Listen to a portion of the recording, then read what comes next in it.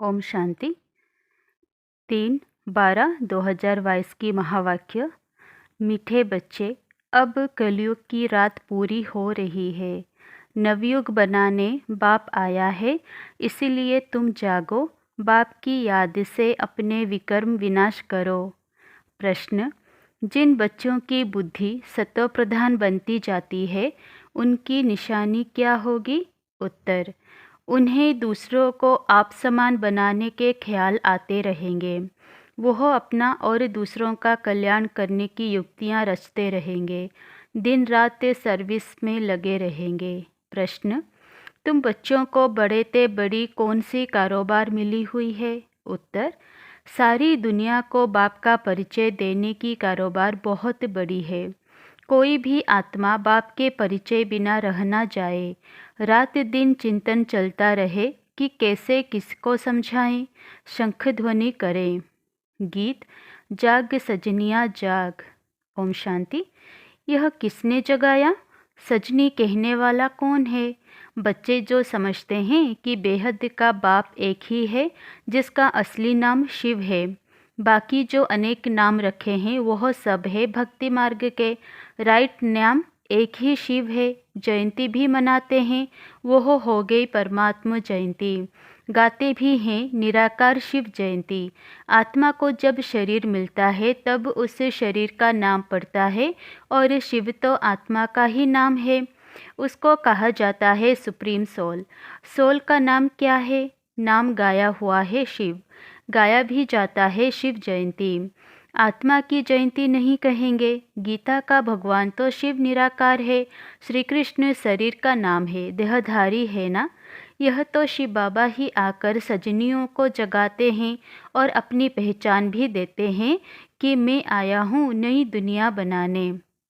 अब मामे कम याद करो, माया पर जीत पानी है। बाबा को कहते भी हैं पतित पावन। देवताएं जो पावन थे अभी पतित बने हैं, इसीलिए सभी पुकारते हैं कि हे पतित पावन आओ, आकर हमें लिबरेट करो। किससे? माया रावण से अथवा शैतान से। मनुष्यों को यह समझ में नहीं आता है कि अभी चलना है। नवयुग सतयुग अब आया कि आया। गीत में भी कहते हैं नवयुग वह है पवित्र दुनिया। बाप आते ही है पतित से पावन बनाने के लिए। नई दुनिया को नया युग अथवा सतयुग कहा जाता है। यह है कलयुग, पुरानी दुनिया। कुंभकर्ण की नींद में सब सोए हुए हैं, उनको आकर जगाते हैं। माया ने अज्ञान अंधकार की रात में सबको सुला दिया है। अब बाप कहते हैं बच्चे कुंभकर्ण की नींद से जागो।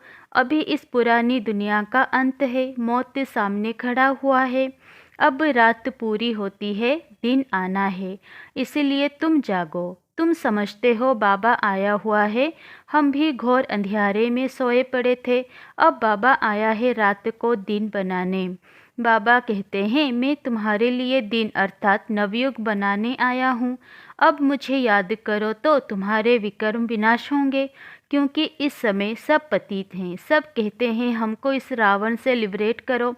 यह कोई समझते नहीं है कि शैतान का राज्य कब से शुरू होता है। बाप आकर रावण के चंबे से छुड़ाते हैं। कैसे? यह तो बाप ही जब आए तब आकर सुनाएं, तब फिर अनुभव से हम किसी को समझा सकें। सबको नीचे उतरते उतरते पतित बनना ही है। मुझ पतित पावन को आना ही है संगम पर। दुनिया के मनुष्य तो घोर अंधियारे में हैं। समझते हैं कलयुग की आयु लाखों वर्ष पड़ी है, क्योंकि शास्त्रों में उल्टा लिख दिया है। अब देवी युग की स्थापना होनी है। दोजक को बहिष्ठ बनाने वाला बाप ही है। बाप कोई दोजक थोड़े ही रचेंगे। बच्चों को अब यह पक्का निश्चय है कि बाबा हमको पढ़ाते हैं, बहुत समय से पढ़ाते रहते हैं। अब त्रिमूर्ति शिव जयंती आने वाली है। लिखना है शिव जयंती सो गीता जयंती।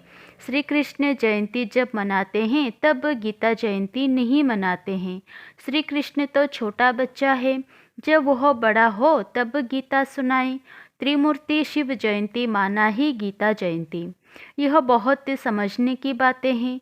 वो लोग गीता जयंती को अलग कर देते हैं क्योंकि समझते हैं श्री कृष्ण तो छोटा बच्चा है, वह जन्मते ही गीता कैसे सुनाएगा। तुम बच्चों को ही बाप बेट राजयोग सिखला रहे हैं। यह भी गाया हुआ है सेकंड में जीवन मुक्ति।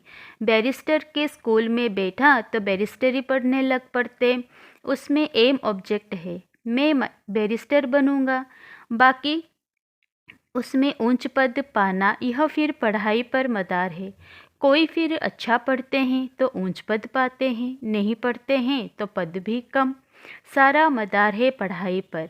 तुम यहाँ मनुष्य से देवता बनने आए हो, परंतु देवताओं में भी नंबरवार मर्तबे हैं। कोई फर्स्ट क्लास, कोई सेकंड क्लास, कोई थर्ड क्लास। यह सब गुप्त बातें हैं, कोई की बुद्धि में आ नहीं सकती। कैसे हम अपना राज्य स्थापन कर रहे हैं। महाभारत लड़ाई भी लगने वाली है, परंतु पांडव संप्रदाय तो लड़ते नहीं। असुर और कौरव संप्रदाय आपस में लड़ झगड़ कर खत्म हो जाते हैं। तो अब तुम बच्चों को पुरुषार्थ करना है, समझाना भी है। बाबा समय प्रति समय डायरेक्शन देते रहते हैं। निराकार परमपिता परमात्मा राजयोग कैसे सिखलाएंगे। जरूर शरीर में आएंगे। बाप श्रीमत दे रहे हैं, बच्चे तुमको याद की यात्रा पर रहना है, मुझे याद करो। यह है योग अग्नि, जिससे विकर्म विनाश होंगे। दिन प्रतिदिन तुमको अच्छी अच्छी पॉइंट्स मिलती रहती है। पतित पावन की पॉइंट भी अच्छी है। पतित पावन बाप को बुलाते भी हैं, फिर गंगा में जाकर स्नान करते हैं। तुम लिख भी सकते हो बड़े बड़े अक्षरों में कि पतित पावन तो परमपिता परमात्मा को कहा जाता है। ज्ञान का सागर भी वही है, सारी दुनिया को पावन बनाते हैं। सारी दुनिया का क्वेश्चन है ना, दुनिया पावन कैसे बने। गंगा जमुना आदि यह नदियाँ तो चली आती है। अभी कलयुग का समय है तो कुछ गड़बड़ होती है। सतयुग में फिर सब नदियाँ अपने ठिकाने पर आ जाएंगी, परंतु इनसे पावन तो कोई बनते नहीं। बहुत क्लियर करके समझाना है, पर्चे भी बांटने हैं, वह भी आदमी आदमी देकर देना है। मुख्य 2-3 पॉइंट्स जरूर समझानी है। वास्तव में इस समय सब पतित विकारी हैं, सबकी उतरती कला है। गुरु नानक ने भी कहा है कि मूत पलीती कपड़। भारत को श्रेष्ठाचारी तो बनना ही है, इसको भ्रष्टाचारी कहेंगे। श्रेष्ठाचारी सिर्फ देवताएं हैं इस समय, और कोई बन ना सके, क्योंकि माया का राज्य है ना। हाँ, बाकी भक्ति का सुख मिलता है।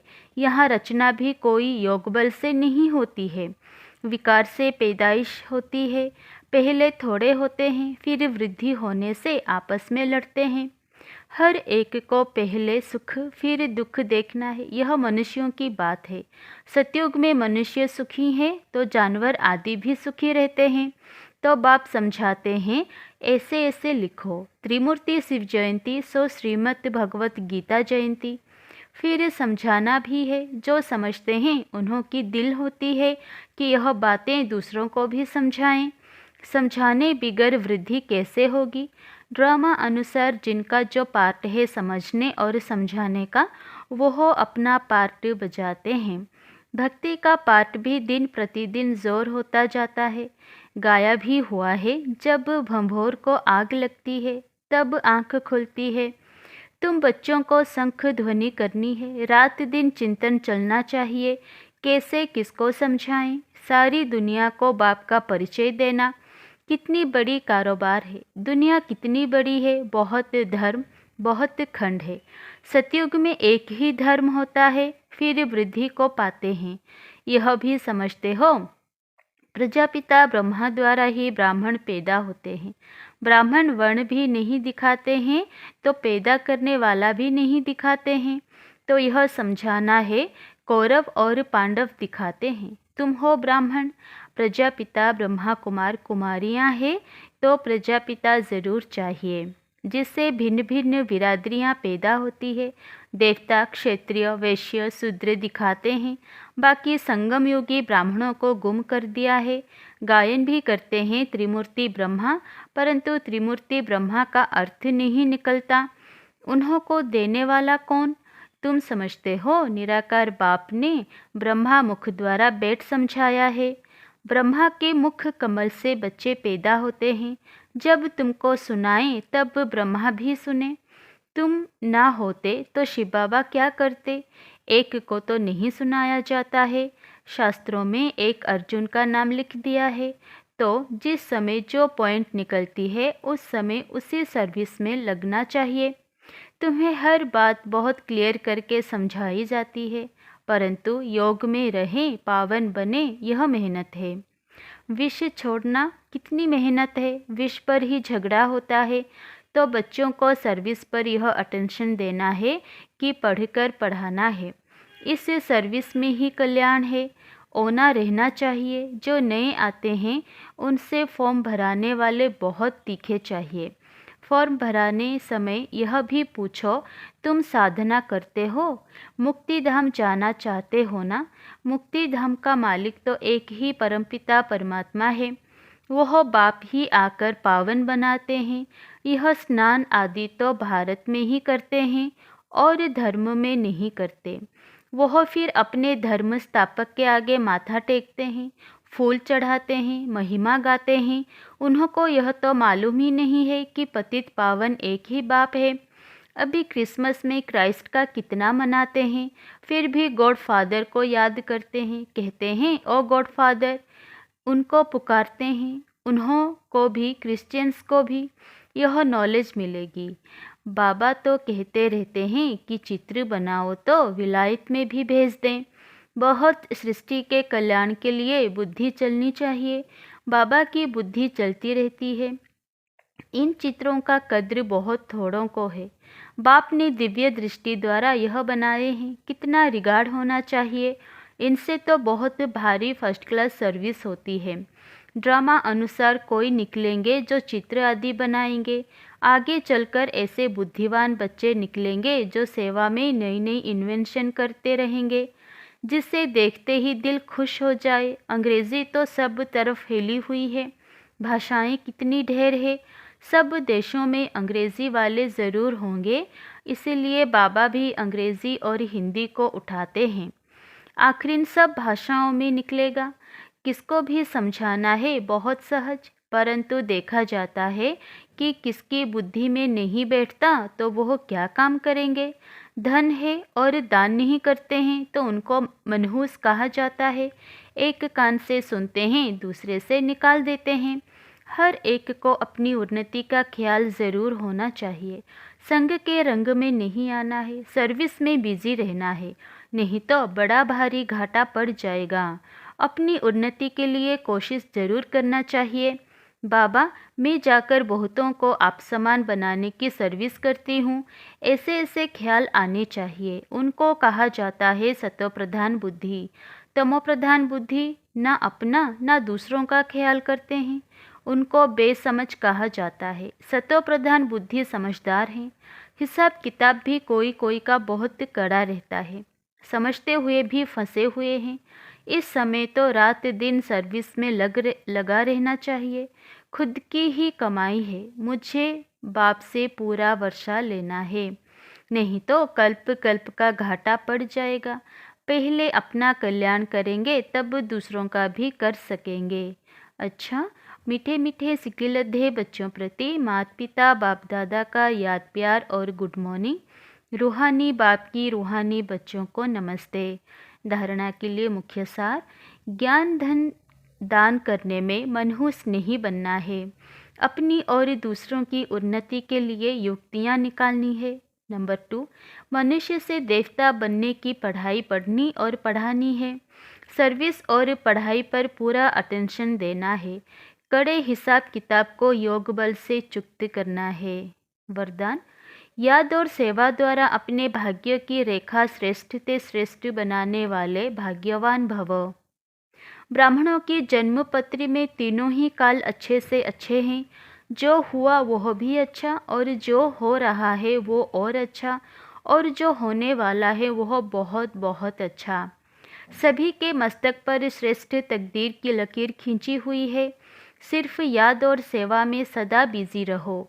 यह दोनों ऐसे नेचुरल हों जैसे शरीर में श्वास नेचुरल है। भाग्य विधाता बाप ने याद और सेवा की यह विधि ऐसी दी है जिससे जो जितना चाहे उतना अपना श्रेष्ठ भाग्य बना सकते हैं। स्लोगन: संतुष्टता की सीट पर बैठकर परिस्थितियों का खेल देखना ही संतुष्ट मणि बनना है। अच्छा, ओम शांति।